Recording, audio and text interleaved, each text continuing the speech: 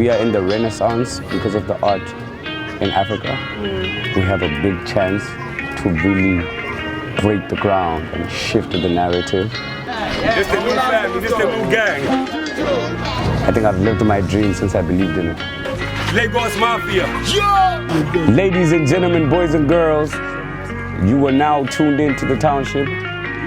I am your host with the most, so they call me Maglera. Outside, nigga, real life, true life. Niggas ain't living with that real life.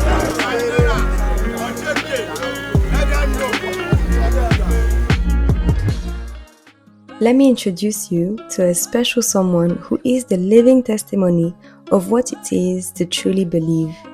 Maglera Doe Boy, a believer whose deep voice narrates important life stories, playing with words with so much intention and meaning. He's a rapper, a 360 visual artist. His passion and determination are contagious, and what we experienced with him that day even amplified that feeling.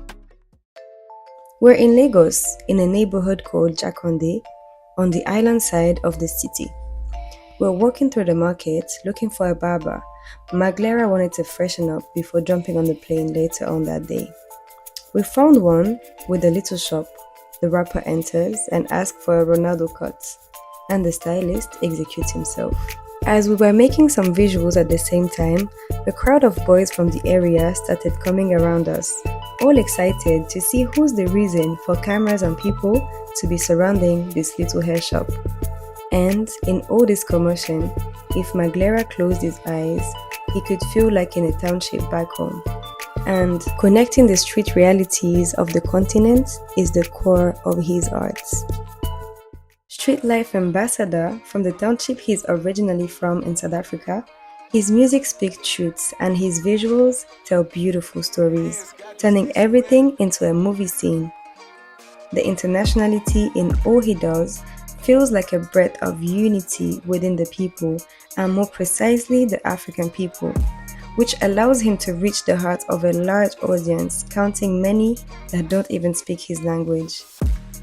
It was beautiful to see him connect with a Nigerian reality similar to the one he grew up in and expand his Pan-African perspective. Having a conversation with Maglera will take you to so many places, from religion to cultures to experiences. His drive to know things and to keep learning is powerful. Now, I'm honored to present to you this beautifully insightful real talk with him, Maglera Doe Boy. My name is Tukelo, my surname is Moyake. I come from a township in the province of the Northwest, from a city called Clarksburg, also known as Maglera, which is where my name comes from.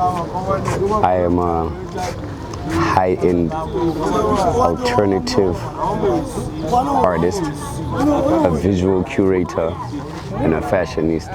So we know you as Maglera Doe Boy. Yeah. So what does it say about you? Maglera Doe Boy is a name that I got in high school after I got arrested because I was selling drugs. Maglera is home, so the Doe Boy comes from Maglera. When did you start making music? I actually started making music when I was 10 years old. Okay. With my late best friend. He passed away like 7 years ago. And we started a crew. We used to call ourselves All G. And then before he passed, we called ourselves ONDE. And that is the name of the crew now. It stands for Organized Nubian Divine Entities. Okay, so you're ONDE. So what does Nubian mean to you guys?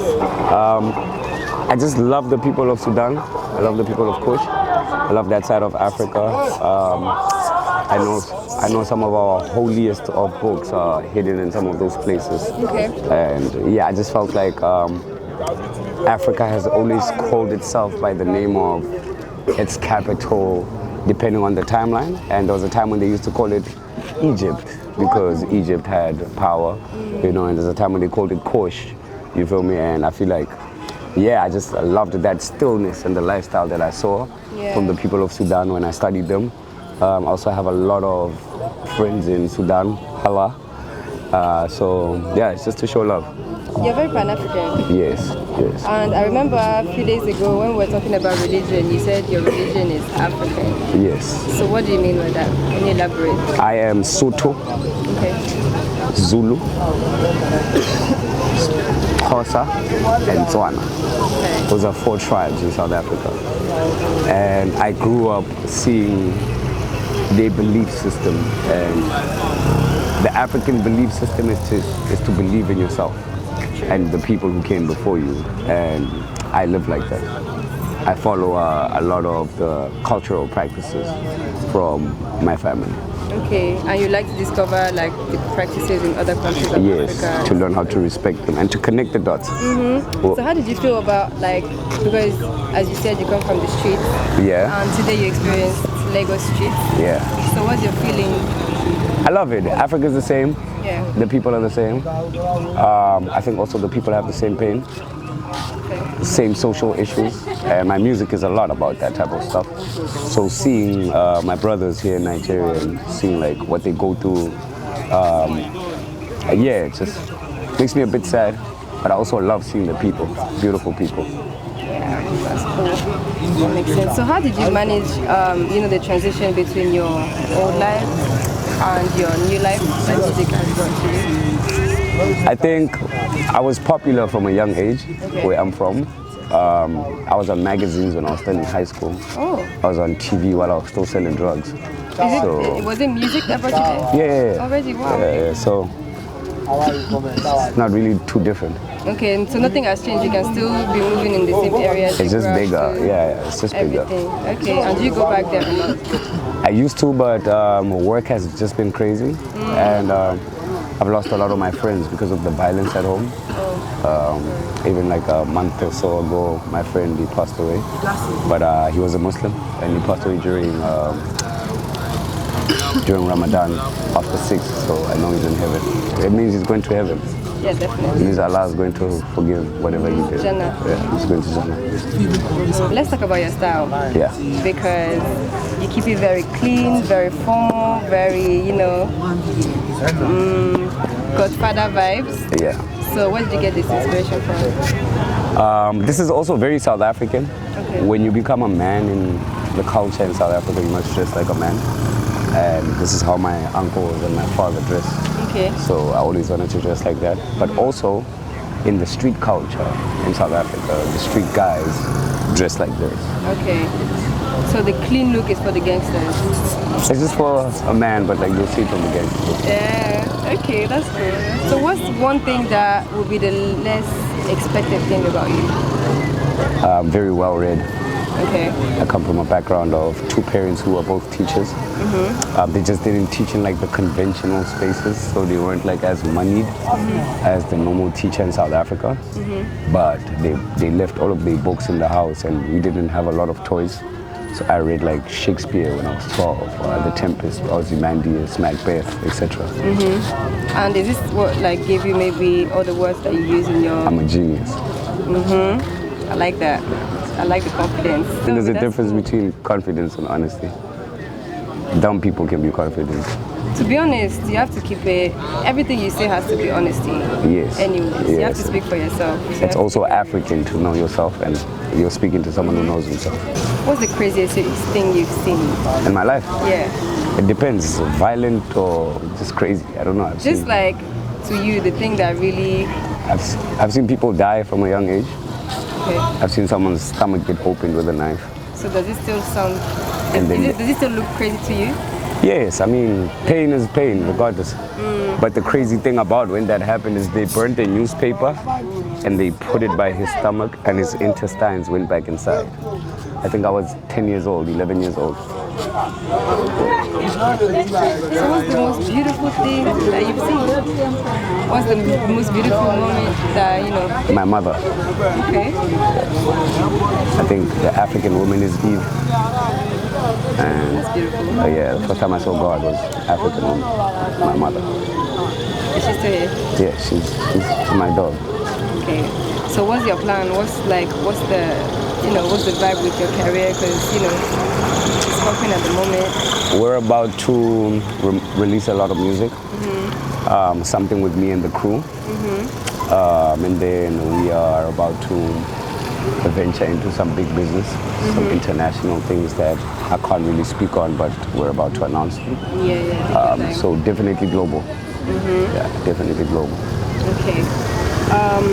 Are you scared of anything? I'm scared of being scared. That's very wise. Yeah. Okay. And do you feel like you're living your dream life? Yeah, I think. You're living your dream.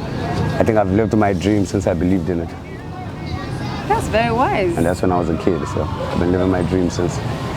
So no matter the craziness, no matter the violence, no matter everything around you, your life is actually... My life. Yeah. No one else's. Exactly how it should be. That's dope. So just last question. If you had to give any advice to, an African youth that's trying to make it, what would you tell him or her? I would say to the now African kid, we are in the renaissance because of the art in Africa.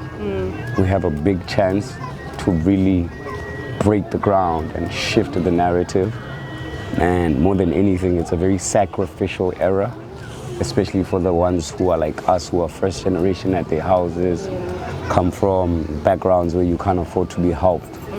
So you need to work as hard as possible, but at the same time understand that you're gonna need to give a lot to the industry now to make sure that the next Africans can like have it forever.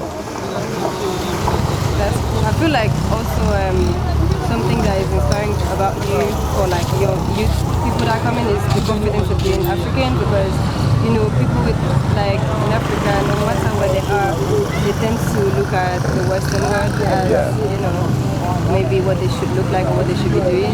Or your own is really comparing the Western from the continent. So I feel like it's very inspiring. We can be ourselves, and it doesn't need to be about anyone, but we should be allowed to be as African as possible. Yeah, we should be allowed to. We're in Nigeria, and one of my favorite interviews that I ever watched was Fela Kuti, and he was talking to Huma Sikela, I think, and he was like, I'm cool with the West, man, like, they're beautiful, but like, I love home. Yeah. I love home, We don't have to hate, it's just different. Yeah, and we don't have to disregard home just to show love to anything else in the world. Very wise words. Is there something you want to add to close this interview? Ladies and gentlemen, boys and girls, you are now tuned in to The Township. I am your host with the most. Libitso la ka ke Tukelo. Tlhaga ko Maglera. So they call me Maglera. Ke le ratile, ke le hlomphile. Second half, tala bona. Eta.